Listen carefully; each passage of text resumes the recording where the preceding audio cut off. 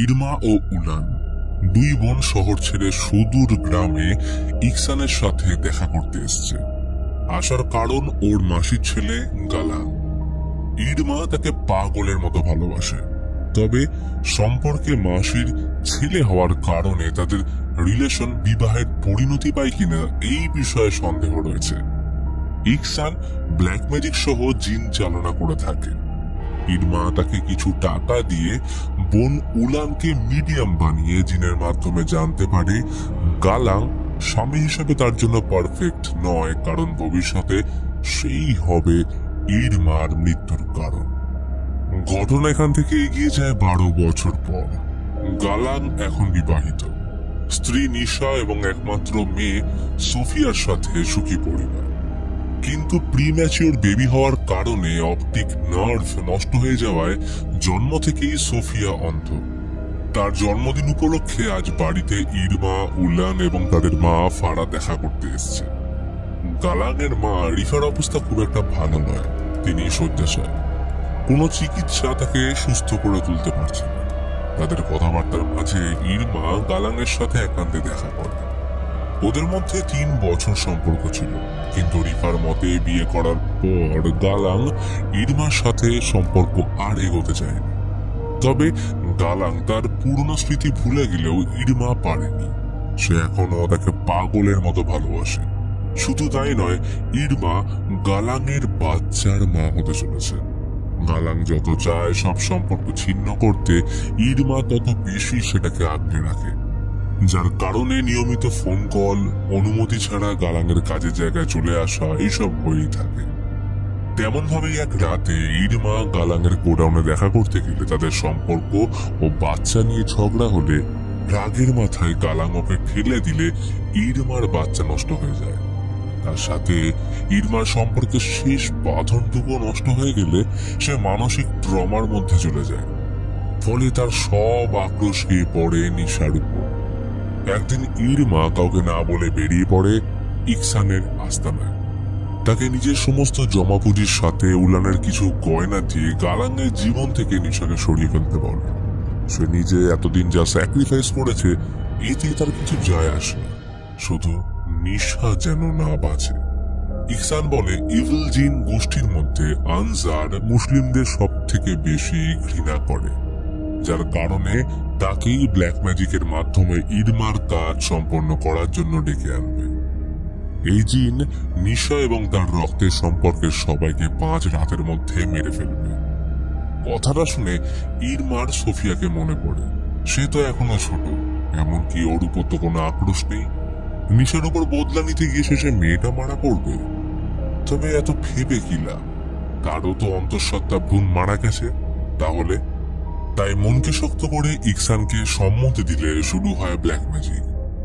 প্রথমে প্রয়োজন পড়বে নিশার চুল, নখ বা রক্ত, সাথে মহিষের কাটা মাথা, তার অন্ত্র এবং সদ্য দাফন করা লাশের কাটা পা। ইকসান এগুলো নিজের মতো জোগাড় করে ফেললে বাকি ছিল নিশার জিনিসগুলো। তাই এর মধ্যে ইরমা একদিন গালাংয়ের অনুপস্থিতিতে ওর বাড়িতে সোফিয়ার সাথে দেখা করতে এসে বাথরুম থেকে জোগাড় করে চিরুনিতে আটকে থাকা নিশার চুল। এখন দরকার মুখ, কিন্তু বালতি থেকে খুব সহজে নিশার রজস্রাবের প্যাড পেয়ে যাওয়ার পর ইরমার কাজ আরো সহজ হয়ে পড়ল। ফলে শুরু হয় আনজার জিনকে ডেকে আনার প্রক্রিয়া।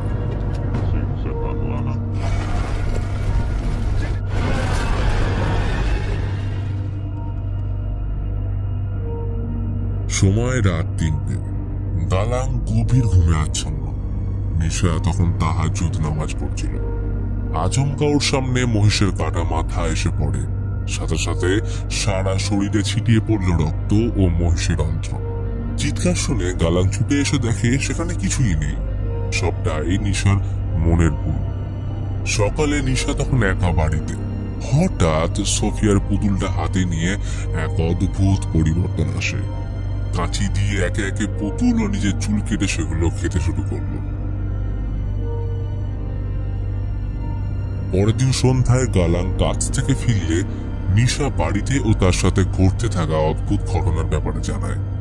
কিন্তু প্রচন্ড ক্লান্ত থাকার কারণে সে এইসব কথায় কান দেয় না। এদিকে উলান নিজের গয়নাগুলো খুঁজে না পেলে ইরমাকে কনফ্রান্ট করলে জানতে পারে সে পুনরায় ইকসানের ওখানে গেছিল। উলান তাকে অনেক বোঝানোর চেষ্টা করে, কিন্তু ইরমা প্রতিশোধের আগুনে জ্বলছে। তবে ওই রাতে ইরমার সাথে অলৌকিক ঘটনা ঘটে, যেখানে ওর পাশে উলানকে ভয়ানক রূপে দেখতে পায়, কিন্তু আদতেই সেখানে কেউ ছিল না। তবে নিশার অবস্থা খুব একটা ভালো নয়। নামাজে বসলেই মন বিচলিত হয়ে রক্তবমির সাথে বেরিয়ে আসে চোখ। সকালে রিফার মুখ ধুয়ে দেওয়ার সময় আচমকা তাকে শ্বাসরোধ করে মারার চেষ্টা করে। তবে বড়ক্ষণে সম্বিত ফিরে আসলে নিজের ভুল বুঝে তার থেকে ক্ষমা চায়। সে নিজের অজান্তেই কি করে ফেলছে আল্লাহ জানে। অবশেষে নিজেকে সামলে রিফার জন্য গরম জল আনতে গেলে রহস্যজনকভাবে শয্যাশায়ী রিফা নিজেই উঠে রান্নাঘরে ফুটন্ত স্যুপ নিজের গায়ে ঢেলে মারা যায়। চোখের সামনে তার মৃত্যু দেখা ছাড়া নিশার কাছে কোনো উপায় ছিল না। বাড়িতে পাড়া ও মসজিদের সবাই ভিড় জমিয়েছে। প্রতিবেশীরা রিফার মৃত্যু ঘিরে শুরু করেছে গল্প ফাঁদা। কেউ বলছে দিনের পর দিন শয্যাশায়ী থাকার কারণে হয়তো নিশা তাকে মেরে ফেলেছে, আবার কারোর মতে রিফার উপর কেউ ব্ল্যাক ম্যাজিক করেছে। তবে ঘটলো আরেক ঘটনা। জানাজার ঠিক আগে নিশা পজেসড হয়ে রিফার দেহ উঠতে শুরু করে ভয়ানক আচরণ। তাকে দেখে কারোর বুঝতে অবকাশ থাকে না জিনের কবলে রয়েছে নিশা। হুজুর কোনো রকমের শান্ত করলেও বুঝে যায় নিশার আরো খারাপ সময় আসতে চলেছে, তাই গালাংকে সতর্ক থাকতে বলে। রাতে তখন দাফনের কাজ শেষ করে বিশ্রাম নিচ্ছিল। এক অদ্ভুত আওয়াজ শুনে গালাংয়ের ঘুম ভেঙে বেসমেন্টে আসলে চমকে ওঠে। দেখে নিশাকে ঘিরে বসে রয়েছে একাধিক জিন। এই ভয়াবহ দৃশ্য দেখে গালাং জ্ঞান হারিয়ে ফেললে পরবর্তীতে দেখে নিশার জায়গায় এখন সে কাফন পরে শুয়ে রয়েছে এবং তাকে ঘিরে বসে জিনদের দল। তখনই সোফিয়ার ডাকে দুঃস্বপ্ন কাটল। তবে এই ঘটনার পর গালাংয়ের নিশার কথায় বিশ্বাস হয় যে এই বাড়িতে সত্যি কিছু রয়েছে। ফলে হুজুরের থেকে পরামর্শ নিলে তিনি গালাংকে এক শিশি তাবিজ পড়া জল দিয়ে নামাজের ঠিক আগে নিশার কপালে লাগাতে বলেন। এদিকে নিশাকে রিফার আত্মা হন্ট করলে গালাং কোনো মতে সামলে কপালে সে জল বুলিয়ে দিতে নিশা ভয়ানক চিৎকার করে নিজের উপর কন্ট্রোল হারিয়ে ফেলে। তবে ঘটনা শুধুমাত্র গালাংয়ের বাড়ি অব্দি সীমিত থাকল না। ফারা অদ্ভুতভাবে এই জিনের কবলে চলে আসে। সেদিন বাড়িতে একা থাকলে আচমকা আসে নিজের উপর নিয়ন্ত্রণ হারিয়ে ভাঙা কাচের টুকরো খেয়ে তার মর্মান্তিক মৃত্যু হয়। দুই মেয়ে বাড়ি ফিরে মায়ের এই ভয়ানক মৃত্যু দেখে ইরমার বুঝতে অবকাশ থাকে না মায়ের ও রিফার মৃত্যুর জন্য সে নিজেই দায়ী। তাই বোনকে গালাং ও তার বাচ্চা নষ্ট হওয়া থেকে শুরু করে রাগের বশে ইকসানের কাছে গিয়ে তার ব্ল্যাক ম্যাজিক করার ব্যাপারে জানায়। কিন্তু এখন প্রশ্ন যে ইকসান তো বলেছিল জিন নিশার রক্ত সম্পর্ক সবাইকে শেষ করবে, তাহলে মা এবং রিফা কেন মারা গেল? তখন বিকেলে মসজিদ থেকে আজান শোনা যাচ্ছিল। হঠাৎ নিশা চিৎকার করে বারান্দায় টেবিলে উঠে গলায় দড়ি দিয়ে ঝুলে পড়ে, কিন্তু সঠিক সময় গালাং এসে তাকে বাঁচিয়ে নিলেও এই ঘটনার যথেষ্ট প্রভাব তার উপর পড়ে। গালাং হুজুরকে ডেকে আনলে তিনি আজ রাতে নিশাকে মসজিদে নিয়ে যেতে বলে। এর কিছুক্ষণ পর ইরমা গালাংয়ের সাথে দেখা করে জানায় এই সব কিছুর জন্য আসলে সেই দায়ী। তবে এখন একে অপরকে দোষ দেওয়া ছাড়া কোনো উপায় নেই, কারণ ইরমার বাচ্চাটা নষ্ট হয়েছে গালাংয়ের জন্য। তবে দোষী যেই হোক না কেন, এখন বাঁচতে হলে জিনকে থামাতে হবে। তাই ইরমা উলানকে নিয়ে ইকসানের আস্তানায় যাওয়ার প্রস্তুতি নিলে উলান পজেসড হয়ে যায়।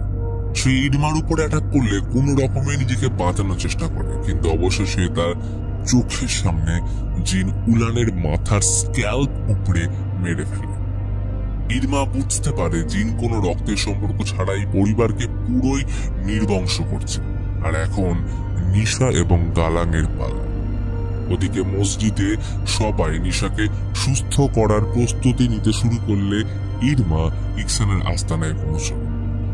ইরমা তাকে বলে জিনকে থামাতে, কিন্তু আনজাদ জিনকে যে কাজের জন্য ডেকে আনা হয় সেটা যতক্ষণ না সম্পন্ন হচ্ছে তাকে ফেরানো সম্ভব নয়।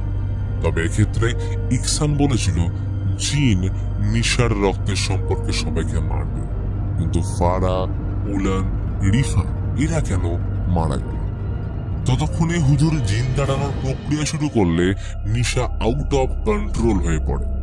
জিন প্রতি মুহূর্তে নিজের ক্ষমতা প্রয়োগের মাধ্যমে কষ্ট দিতে শুরু করলে নিশার সাথে আচমকা ইরমা পজেস্ট হয়ে যায়, যার ফলস্বরূপ ইরমার শরীরের হাড় ভেঙে মর্মান্তিক মৃত্যু হয়। নিশার ভিতরে থাকা জিন এতক্ষণে সম্পূর্ণ ক্ষমতায় এসে গালাংকে গলা টিপে মারার চেষ্টা করলে হুজুর নিশার মাথায় মেরে অজ্ঞান করে দেয়, কিন্তু আচমকা সবাইকে চমকে সোফিয়া পজেস্ট অবস্থায় মসজিদে উপস্থিত হয়। আর এই ঘটনার সাথে রিভিল হয় আসল রহস্য। ইরমা যেদিন ব্ল্যাক ম্যাজিকের জন্য নিশার চুল ও রক্ত নিতে ওদের বাড়ি গিয়েছিল তার একদিন আগেই সোফিয়ার প্রথম রজস্রাব হয়, এবং ইরমা ভুল করে নিশার জায়গায় সোফিয়ার রজস্রাবের প্যাড নিয়ে আসে, যার কারণে শুরু থেকে ভুলবশত ব্ল্যাক ম্যাজিকে নিশার রক্ত না দিয়ে সোফিয়ার রক্ত ব্যবহার করা হয়েছিল, যার ফলস্বরূপ জিন নিশার পরিবার বাদে গালাংয়ের পরিবারকে নির্বংশ করছিল। তখনই সোফিয়া গালাংকে গলা টিপে শূন্যে তুলে ধরলে হুজুর জিনকে পরাস্ত করে সোফিয়াকে বাঁচিয়ে নিলেও গালাং মারা যায়। এইভাবে শেষ হয় এক ভয়াবহ রাত। এরপর মুভির শেষে আমাদের কয়েকটা আর্টিকেল দেখানো হয়। ইন্দোনেশিয়ার পান্ডে গ্লাং রেজেন্সির মসজিদের বেসমেন্ট থেকে এক পরিবারকে ভয়ানক অবস্থায় উদ্ধার করা হয়। পরিবারের মধ্যে লোকটির মৃত্যু ঘাড় ভেঙে হয়েছিল এবং তাদের একমাত্র মেয়ে ও মাকে অজ্ঞান অবস্থায় হসপিটালে অ্যাডমিট করা হয়। পুলিশ লোকটির দুই কাজিনের লাশ ভিন্ন ভিন্ন জায়গা থেকে উদ্ধার করে। মহিলাটির অবস্থা বর্তমানে আশঙ্কাজনক, তবে মেয়েটি এখন সম্পূর্ণ সুস্থ হয়ে গেলেও তাকে দেখাশোনা করার জন্য পরিবারের কেউ বেঁচে নেই।